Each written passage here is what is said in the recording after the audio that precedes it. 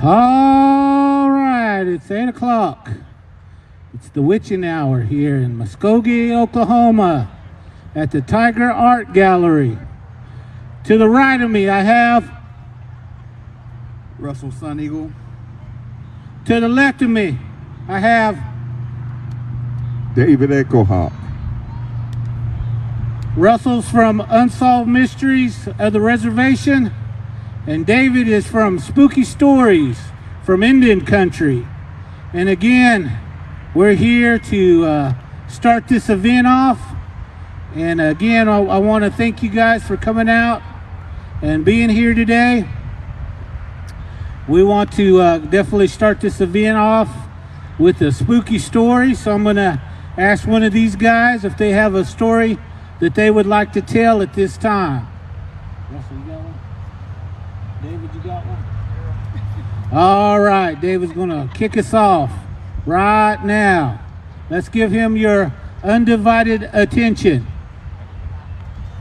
Thanks, Chris.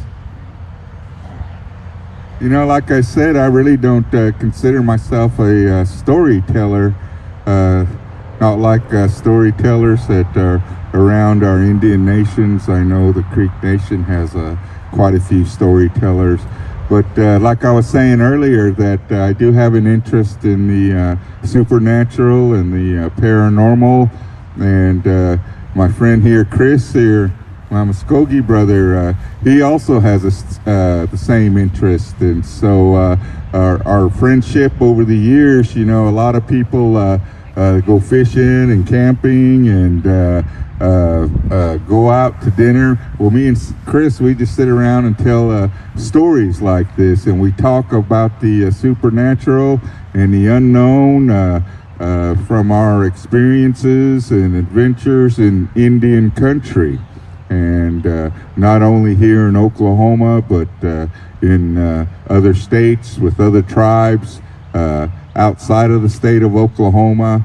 And so, you know, I got a story here that I just told earlier that I had to do with my great-grandfather, a family story.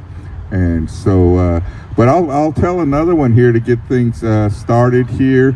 It's on Chris's Instagram, because I've told this story on his Instagram page, on his account there. So this story here has to, actually I just told this story, I believe it was last week or 2 weeks ago, but it had to deal with when I was going to school out in Durango, Colorado, and we were up in the mountains one Sunday, and we were up in the mountains, and we were having a good time cooking out, had some refreshments, fishing, just spending time there in the mountains up there in Durango, Colorado. So the sun was coming down, was getting dark, kind of like it is now here, but up in the mountains up there, it kind of gets dark a little early with the mountain peaks and everything, with the sun coming down back behind the mountain peaks. So someone suggested that we go back into town, into Durango, and we did, as there's a highway, a major highway that runs east and west, and it comes through Durango. As you're coming into Durango, it's on the south side of town, and there's a river that flows parallel to the highway, and the river's name is the Animas River, I believe, is the Animas River, and it flows on through Durango there. Well, as it ends the city of Durango, there's a park that you have to cross a bridge over the river to get on the other side. And there's camping areas over there, and it's alongside a great big old hillside. They call it the cliffs, the purple cliffs there, because of the rock, the shale rock on the side of this hill there. It's a real big, tall hill there, gives it the color purple there, so they call it the purple cliffs. So that's where we ended up going, and by the time we got down from the mountain into town, into Durango, it was pretty well dark. And so by the time we got to the campsite, when we crossed the bridge, crossed the river, drove along the cliffs, and like I said, there was a series of campsites, and so we went on down to the farthest one. There was 4, 5, 6 carloads of us. We pulled in, and it was kind of an area like this. They already had a fire pit there and some wood, so we pulled up and we built a big old fire, and we had a big fire going, and everybody had pulled their vehicles up and was sitting out and had their chairs and blankets, and we're just sitting around visiting, listening to the radio. We had this big old fire going, this big old bonfire, and so I needed to use the restroom. I needed to relieve myself, and so the group that I was with, now it wasn't that Taco Bell now, Chris, now.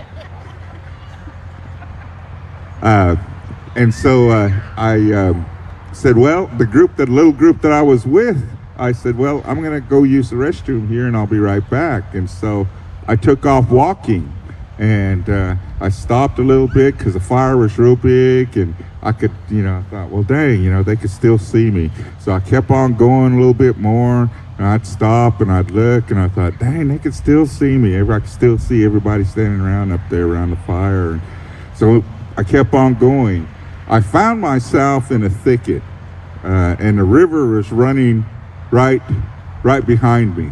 I could hear it, and I was in this thicket, so this thicket was next to this river. And I got in this thicket, and like I said, it's already dark. And so I'm standing there, and I'm peering through the branches and through the weeds, and I could see the bonfire, and I could see the cars, and I could see the people up there, and I thought, well, dang, no one can see me here, And so I'm standing there, and I am getting ready to relieve myself, and I looked down, and there was somebody sitting at the foot of this tree, and they were like sitting, and they were like leaned back, and they were smoking a cigarette. And they were wearing a cowboy hat, because when I was standing there and I looked down, like I said, they were sitting against this tree, and from me looking down, every time they took a drag off their cigarette, I could see the red light of the cigarette light up. But I couldn't see it because of the brim of this cowboy hat. So when I was standing up looking down and they were smoking this cigarette, I couldn't see the face. And so when I looked down and I seen it, and it did startle me a little bit, because I went, whoa, because I almost peed on them. And so I turned away, and I stepped back, 3 or 4 steps, and then I turned around and used the restroom. And so while I was standing there, I was, turning back, and I was talking with them. And so after I finished up, I turned back and I walked back to where I was, because they were still sitting there. They were still sitting there, and they were still smoking this cigarette. And like I said, I couldn't see the face, because when I was looking down, all I could see was just the brim of the hat with them smoking, and it would light up, but I couldn't see anything else. I just thought that it was one of our group that went back there, maybe got sick or needed to, some time alone, get some fresh air. So I said, we just got here. I said, we've got plenty of refreshments up there. Everybody's visiting. And I said, when you feel better, come back up. So I walked out of that thicket, and halfway up to the fire, when I was walking, I thought, well, dang, that was kind of strange, because I did notice I was the only one that was talking. This person that was sitting there didn't say anything. And so when I got up to our group, I was standing there, and I was kind of looking around, and I said, where's so-and-so? And they said, well, they're sitting over here with this group. And I said, well, where's so-and-so? And they said, well, they're back here in this car sitting here.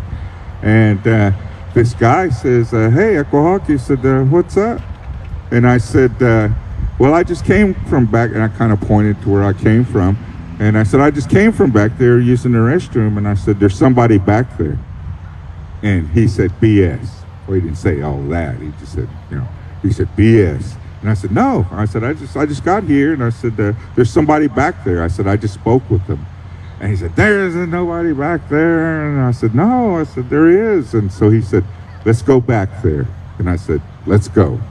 And everybody that was up there at the fire, knew what we were talking about. So we took off and we went down to where I was at. We got into that thicket there. And like I said, you could hear that river flowing back behind us, but it was dark. It was dark in there.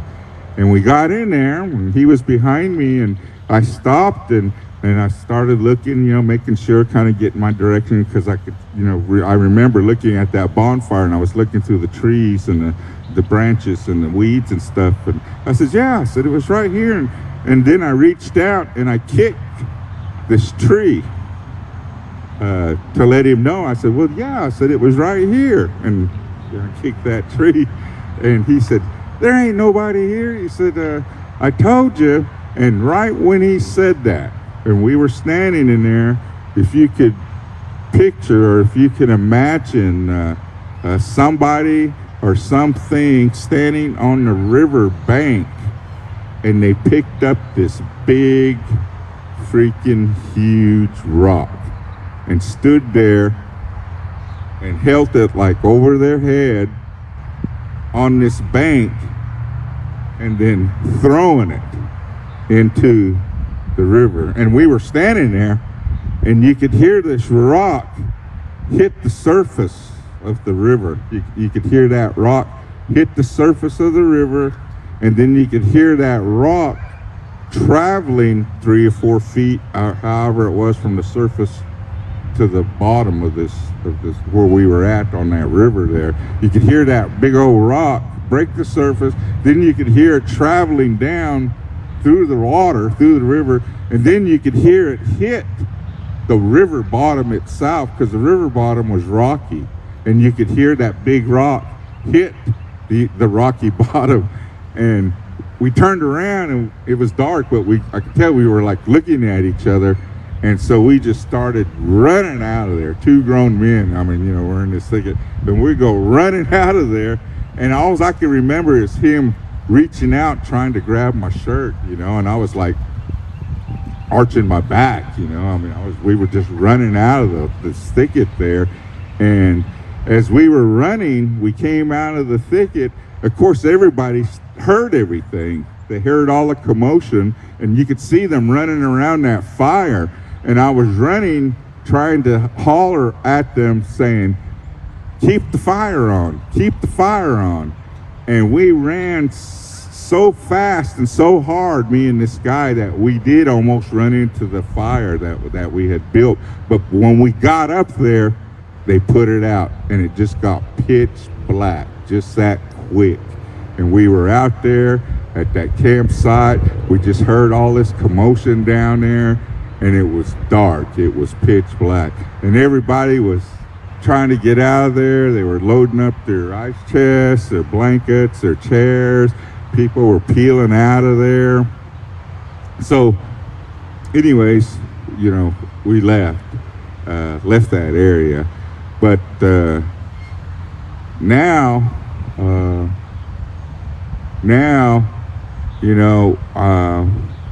they say that these, Chris and Russell, they say that these little people that live out here in these woods here, I've heard them say that they like those little thicket, little wooded, heavy vegetated areas that you might see in the woods, especially along the waterways, along the creeks and the streams there.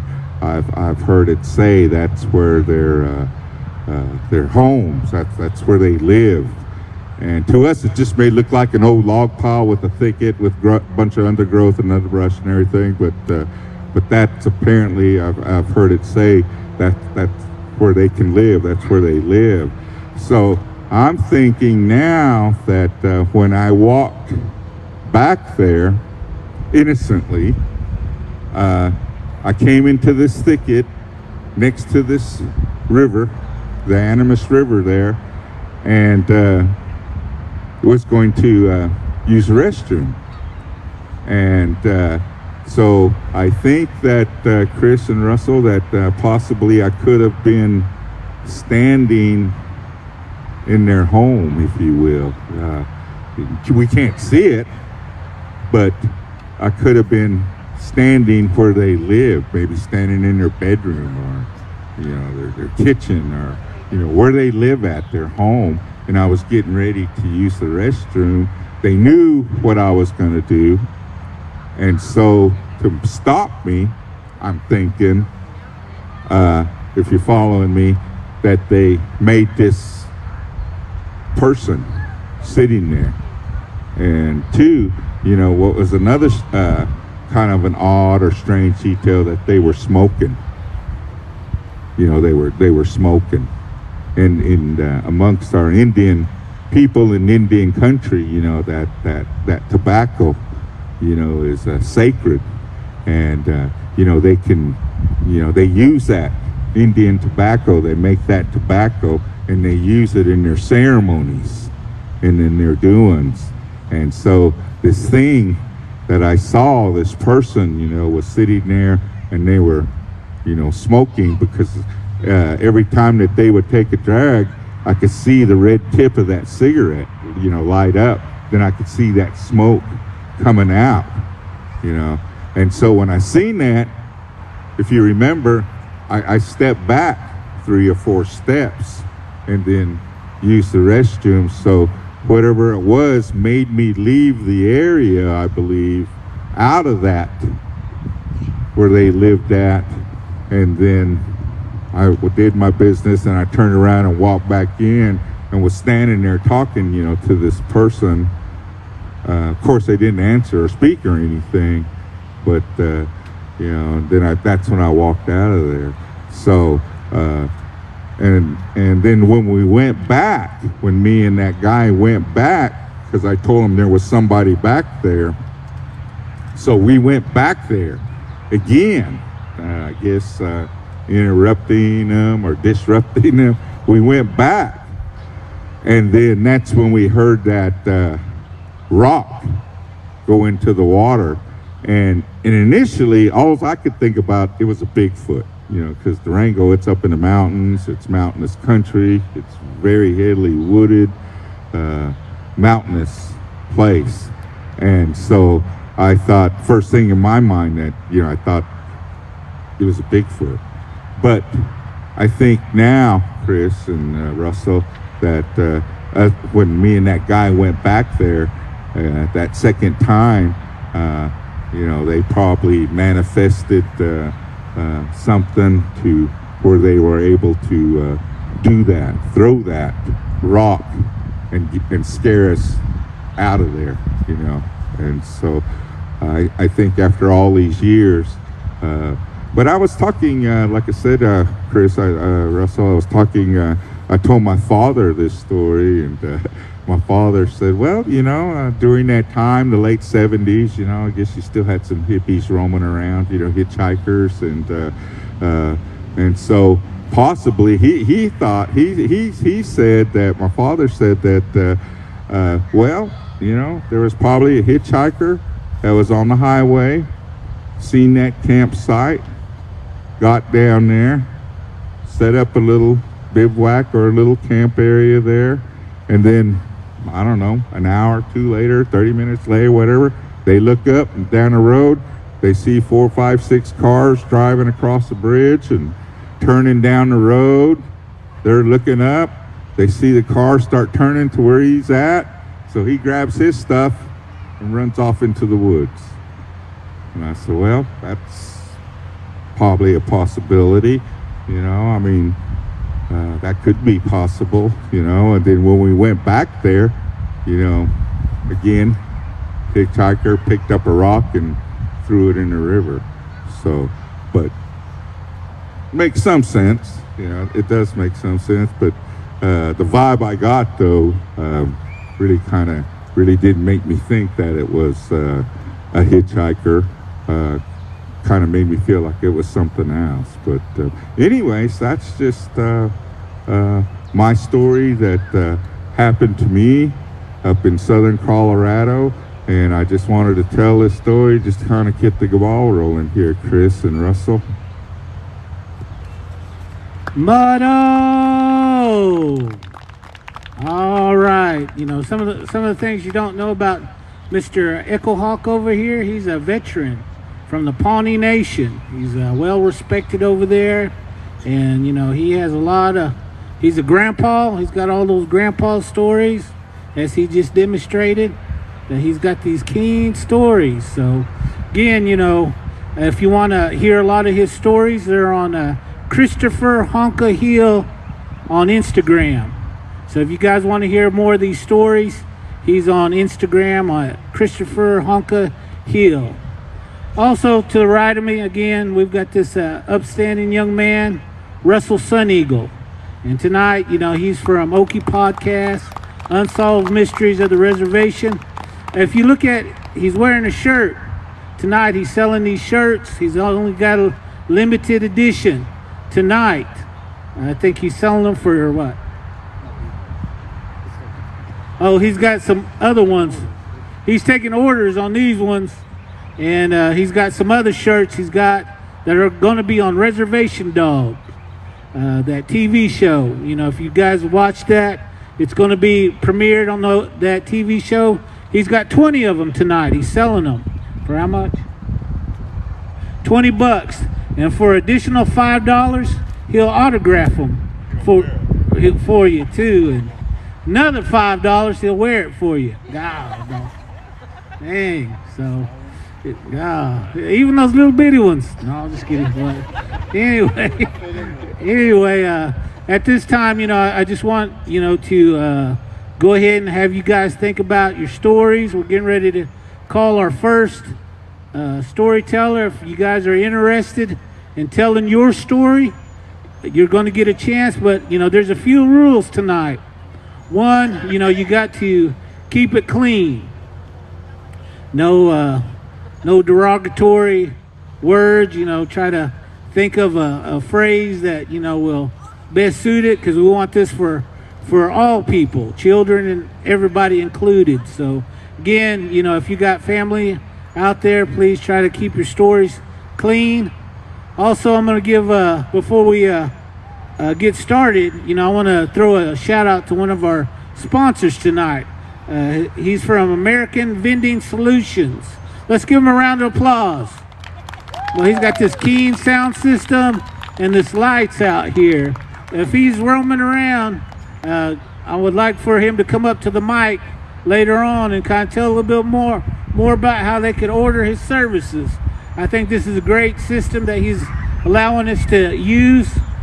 At this time, I'm going to turn the time over to Russell Sun Eagle, kind of talk a little bit about what he does on his podcast and some of the things he's coming up for the future with him. Hello, everybody. Thanks for coming out. My name is Russell Sun Eagle. Like he was saying, Okie Podcast is my main podcast where I bring on actors, athletes, musicians, anybody out there doing what they love. They can come on and share their story about how they got to where they are. It's just a lot of grind and never giving up and just believing in yourself when nobody else does. So, you know, I have a lot of, I think I'm on episode 77 right now, but I've had so many people on that, you know, it's so inspiring to just be able to do that, to give people a platform. And then me, Chris, and Tyler Randall, who's not here, he had some stuff come up.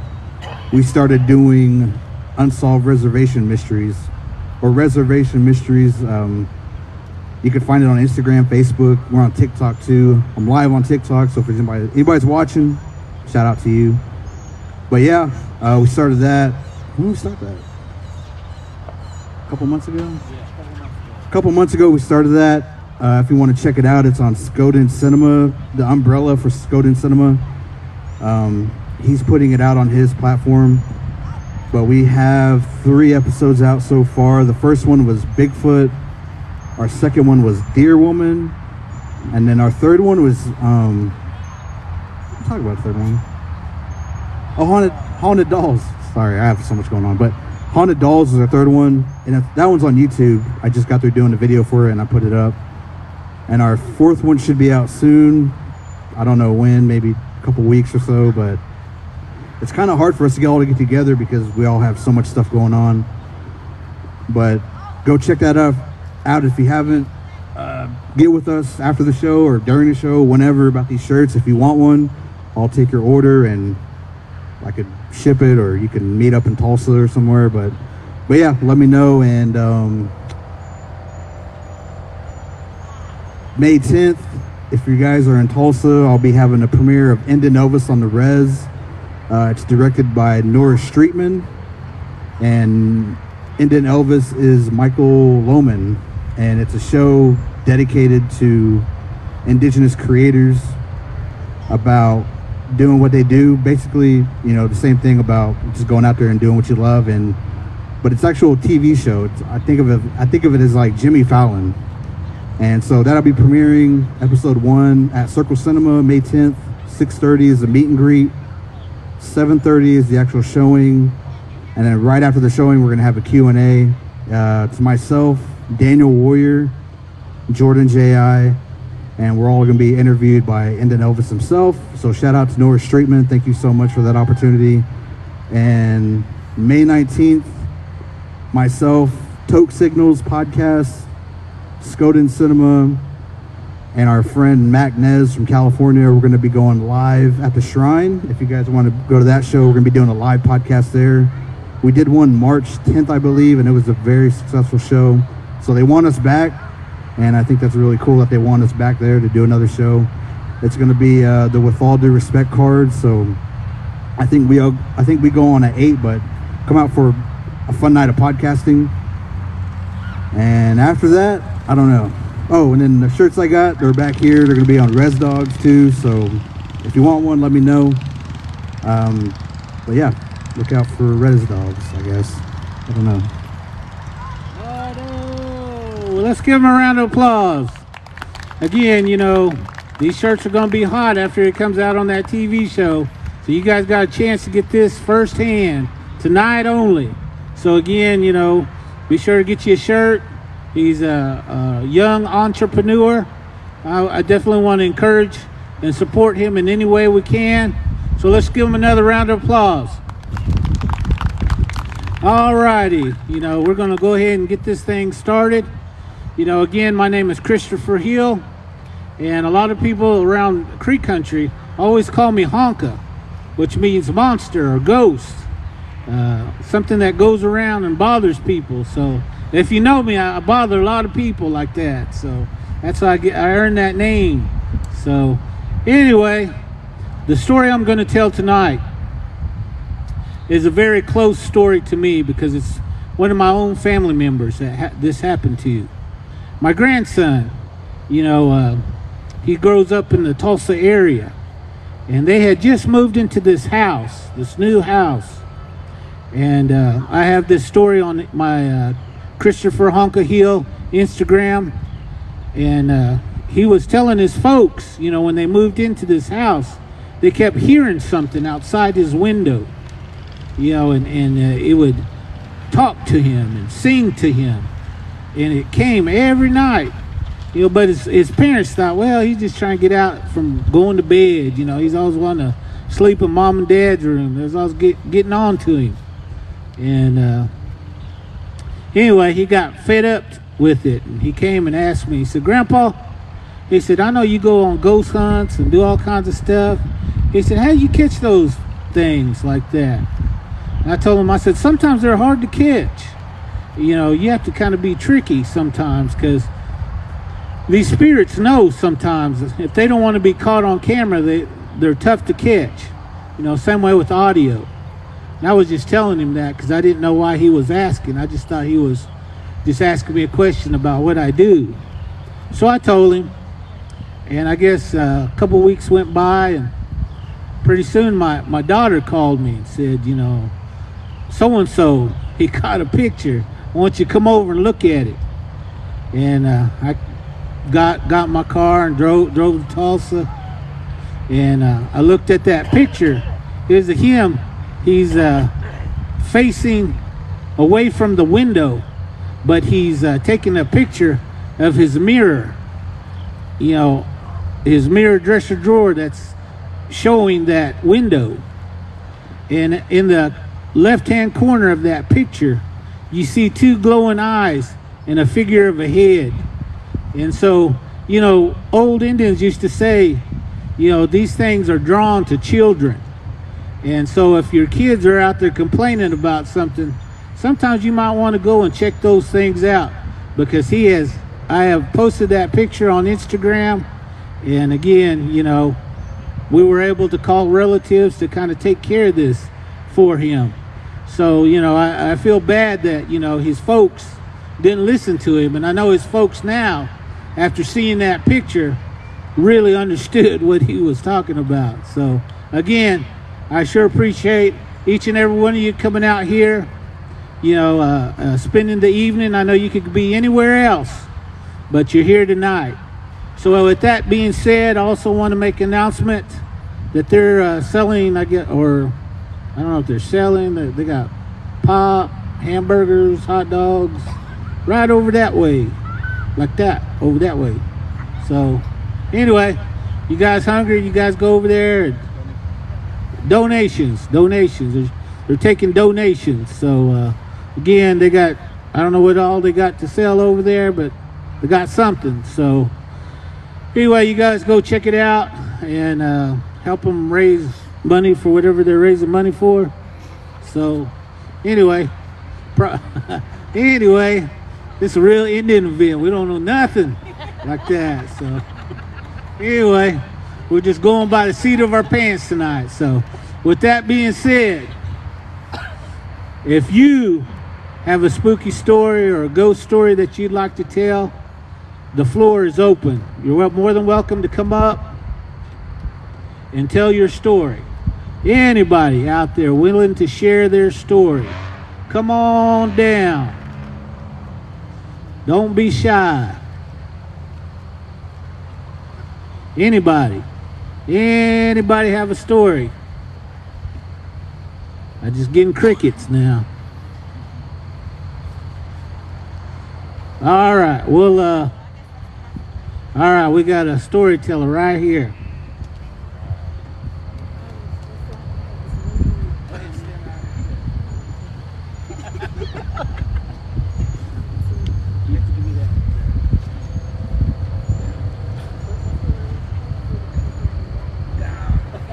Hello everyone, my name is Teresa. I want to thank everyone for coming out here tonight. Okay, so I'm Native American. I was raised in the Choctaw Nation. My grandparents kept me a lot. So probably in my teenage years, they sent me to boarding school at Sequoia. I don't know if it, look, I seen some heads pop up. So I was at boarding school at Sequoia. This is my recent ones. They've got a book in there, and they have a little book in there, and it tells you, or the matrons would write the stories down of what the children seen, of what has happened to them, and to other events that have gone on in this place. So that being said, I got a fever one night. The night I got this fever, there was I can't remember his name now.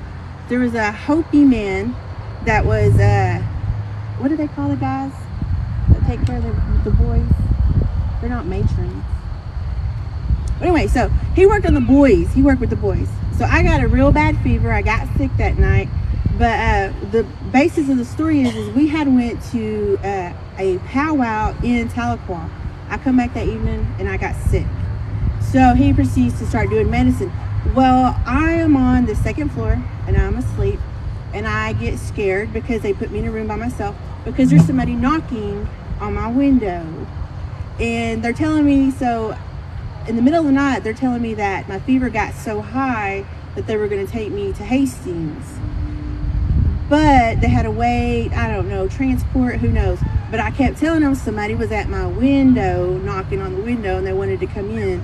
And the matron ran and got the gentleman that took care of the men, and he came over there and he started doing his medicine, Hopi medicine, to ward this away, because he said that my fever, that I was running a fever, but the fever was because I brought something with me from the powwow.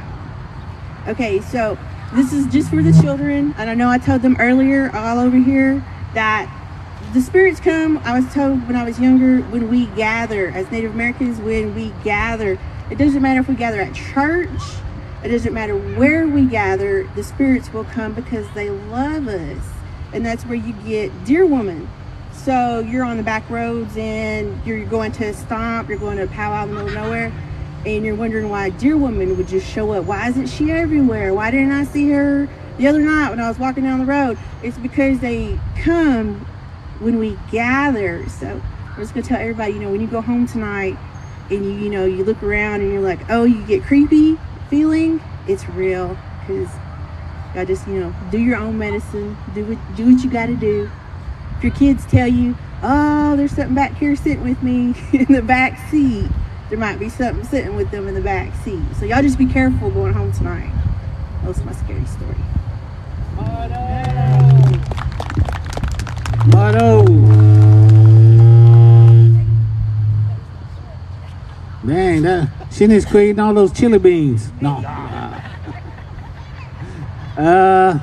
Does anybody else have a story out there? We're calling in as storytellers. Come on down if you got a story to tell. Do I have a storyteller out there? You can even talk about your ex if you want to. I know that real scary story.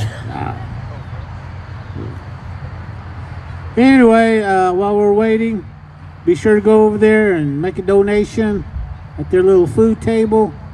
I think they got some kind of food and drink, and maybe somebody from over there could come and tell us what you got. Anybody? It's all right.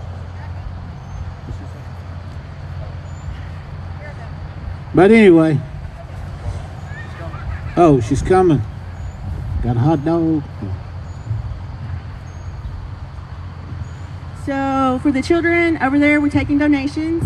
There's chips, Dr. Pepper, Dr. Pepper, Pepsi, water, Polish sausage, cheddar sausage, jalapeno sausage, and a hot dog. And just donations for the children over there. They'll split all the tips or whatever you leave them for them. And for this key medallion, you see this? See that? Mado, let's give him a round of applause over there. Now, does anybody have a story? Anybody? Come on down.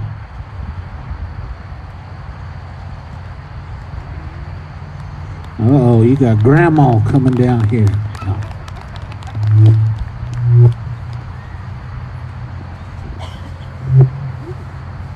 Hello, my name is Veronica Pipestem, and I'm Oto, Missouri, and Osage, and Potawatomi. And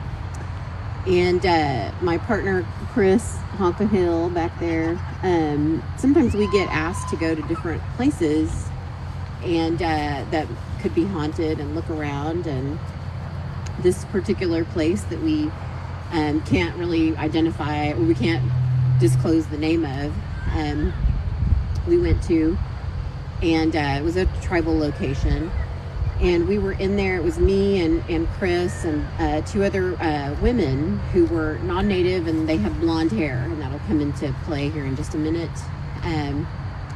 But when we go in to kind of do these things, we usually come in with tape recorders, and we record the entire session from start to finish, and then we go back over the footage, not only tape recorders but also video and other things, and we'll review that later.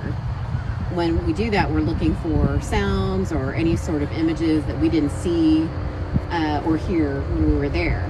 And a lot of times you will get, it'll be totally quiet, or you're not even paying attention. Then when you go back over that audio or video, you'll hear or see a lot of things that you never even noticed when you were at the actual location. So that being said, we were in this building, and from the time that we walked in the door, I guess I'll back up, even say, before we got in the door, the person that let us in, we were kind of getting some information about the building. Did it have electric? You know, all those kinds of things, and it didn't. We knew that. So there were no lights in that building once it was dark, and so we were kind of freaked out by that, first of all. And I think Chris had joked with the gentleman and said, "Do you want to come in and show us around?" And he said, "Oh no, sir." He said, "The people that work with me go in there, and they run back out when they have to go in, and they don't ever go in alone." I thought, oh great, so here we go, purposefully to hang around in there for 4 or 5 hours. So we're walking around in there, and we're walking in a line, me, Chris, and these 2 other women. And I had my hair up in a ponytail, like this, pretty tight, 2 rubber bands, hard to get out of my hair. And we're just walking and looking around the building, and all of a sudden I feel my hair come down around the side of my face. And I thought, man, my rubber band must have broken, and I couldn't find it. And so anyway, me and these 2 other ladies start having a conversation about, does anybody have a rubber band? And I put my hair back up, didn't think twice about it at the time. And then when we go back to review the audio for that, at the time when I started talking about my hair just came down, my rubber band must have broken. Real clearly in the audio on my recording was a voice saying, "Black hair, black hair." And I thought, oh, guess they were talking about me, because those other ladies were both blonde. And some very interesting things happened at that particular site as well. One of the ladies that was with us got scratched down her leg. And it was just an interesting trip altogether. It was one of the most active places I've ever been, for sure. And that's my story. So, thank you. Muddo!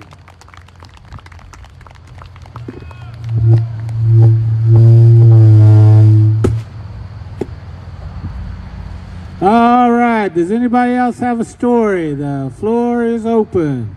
Come on down. We come here to hear some stories. We want to hear what you guys have. Any volunteers? Any Cherokees out here? I need a Cherokee story. I'm calling on y'all. Muskogees, we got all those keen stories. What you Cherokees got? Calling upon you right now. Come on down. Drag her out of those blankets. Drag her right now. Anybody else got a story they want to share tonight? All right, David's going to answer the call.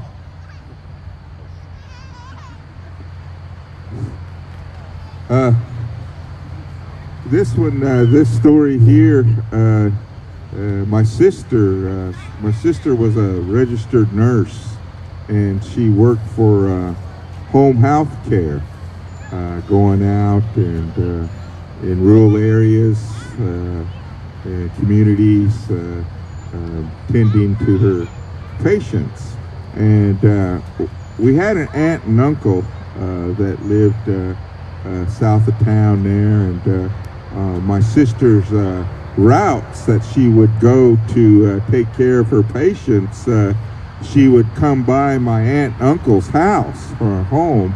And so being a good niece, she would always stop by and check in on our aunt and uncle. And she said it'd usually be around supper time, and they would be in the living room watching TV, the news, eating supper on TV trays. And so she said one time that she stopped in to check on her aunt and uncle, and when she walked in, they were sitting at the kitchen table, which was unusual because normally they'd be in the living room watching TV, the evening news, eating their supper on TV trays.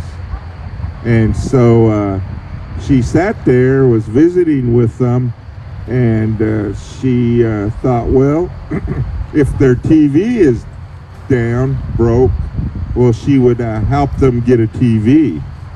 And so she inquired. She had asked why they were in the kitchen and not where they were normally at in the living room. And they just kind of stopped and eating and kind of looked at each other, and my aunt just kind of mumbled that they just felt like eating supper in the kitchen. And so that's when my sister said, well, if the TV's broke down, I can help you get a new TV. And they said, no, the TV works. And so what they did was they ended up telling my sister what had happened a couple evenings before my sister had showed up on this particular evening here. And they said that they were doing their normal routine, and they were in the living room, supper time, watching the news and eating their supper on TV trays. And while they were eating and watching the TV, all of a sudden the TV goes blank, and then the TV comes back on.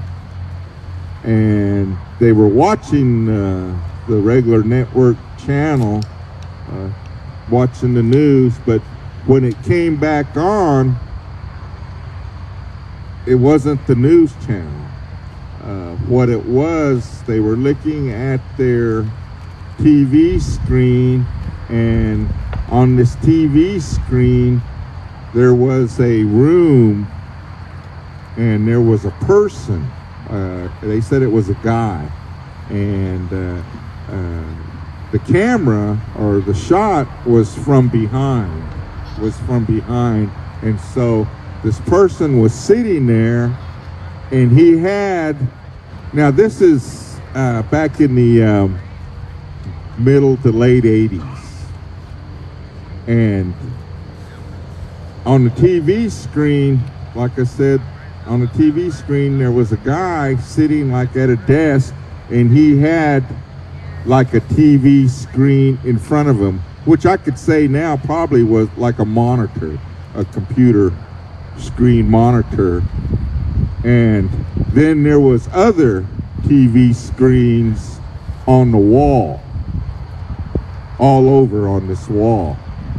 And my uncle got up and was looking into the TV because this person that was sitting at this desk, you could see from behind them, you could see the back of their head, the back of their back, and then they were sitting at this desk with this TV screen. But on that TV screen or computer screen, it was my uncle and my aunt's living room.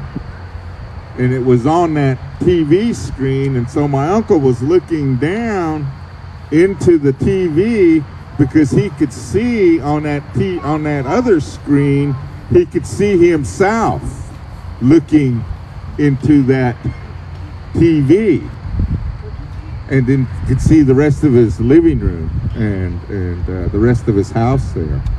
And so the guy that was sitting there was like sitting there, and then he noticed what was going on in front of his screen, and he sat up, they said, and kind of turned around and looked, and then turned back around and then did something in front of him, and then the TV screen went back to normal, went back to regular programming. So like I said, this was mid to late 80s. looking at something like that, to me, it's like Big Brother, the government, keeping surveillance, watching the general population and the general public. You know, they've got these spy satellites now up in the air, you know, that can look through your house. If you flipped a coin, a penny on the ground, it could tell you if it was heads or tails from 20 miles up. So the stuff in the movies that we see nowadays, they say, you know, that's, you know, we're already doing that. You know, we're already doing that. Our government is already doing things like this. So, you know, I think that what my aunt and uncle saw on their TV screen, which they didn't really quite understand themselves. I mean, who does? I mean, who would understand something like that? But, you know, it really kind of threw them for a loop. You know, they just didn't really kind of, you know, think about it. You know, but for someone, you know, like me that believes in these conspiracy theories of our government watching the people.